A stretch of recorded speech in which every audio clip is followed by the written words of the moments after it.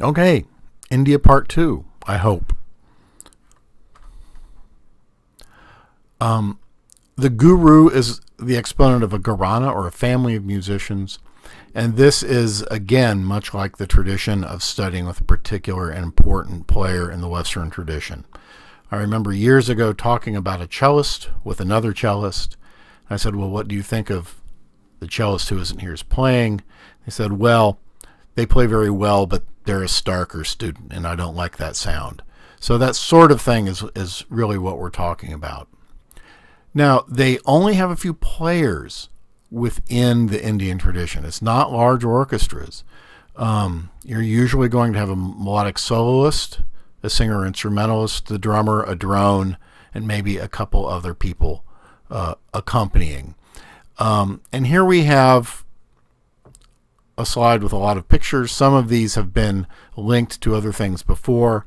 The sitar, the sarod, the sarangi. The bansuri is a transverse flute, which means it's played like the Western flute, or sideways. It's not an end-blown flute. And then we have some kind of odd additions from British colonialism. You'll see on the right-hand picture the woman's playing a harmonium, a reed organ that works kind of on a bellows system, kind of like an accordion, and that's become an extremely important part of the Indian classical tradition. And so the tabla, or the mridam, I always pronounce that badly, the double-headed cylindrical drum of South India, or of the Carnatic tradition, works in very much the same way as the two-drum pair of the tabla. And the soloist is really the center of all of this. And here's an example showing people with sitar, sarod, and bansuri. The center picture, the man in the blue outfit, is Ravi Shankar, who's probably the most important Indian musician of the 20th century, especially in terms of popularizing Indian music and bringing it to the West. He also has a daughter, Anushka Shankar, who is a leading international sitar soloist, and he also has another daughter named Norah Jones, who's a pop music star in the Western tradition. One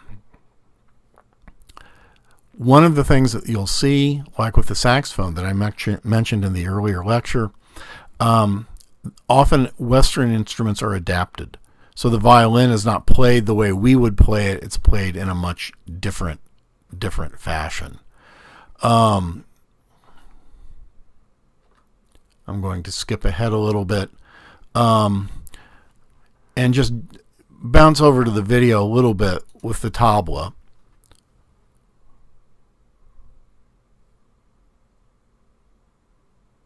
Or not, perhaps.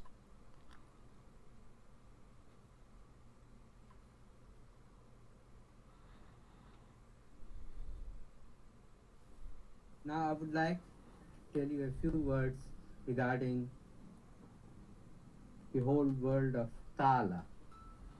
Like ragas are the melody forms, which you have been hearing one of them just now. Talas are the rhythmic cycles. There are hundreds of different talas ranging.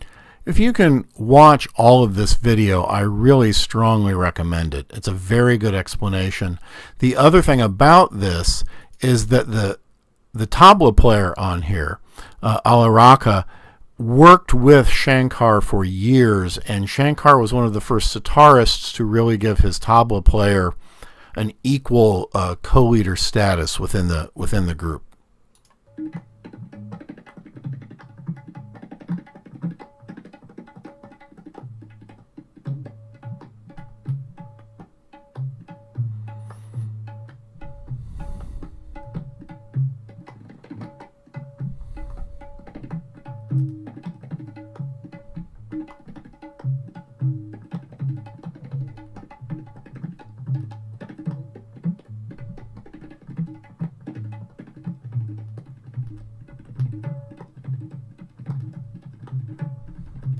So that's a great introduction to tabla, which I think is interesting. And the soloist and the drummer interact. So it's a conversation more than it is an accompaniment. And then there's the drone player that plays a drone. It's a foundation. It's an ongoing basis, but it's not really as instrument. One of the things that's interesting about Indian stringed instruments, including the sitar, is that there's often kind of a buzz that's an integral part of the sound. And think for a minute about the shimmer effect that we talked about in sub-Saharan Africa.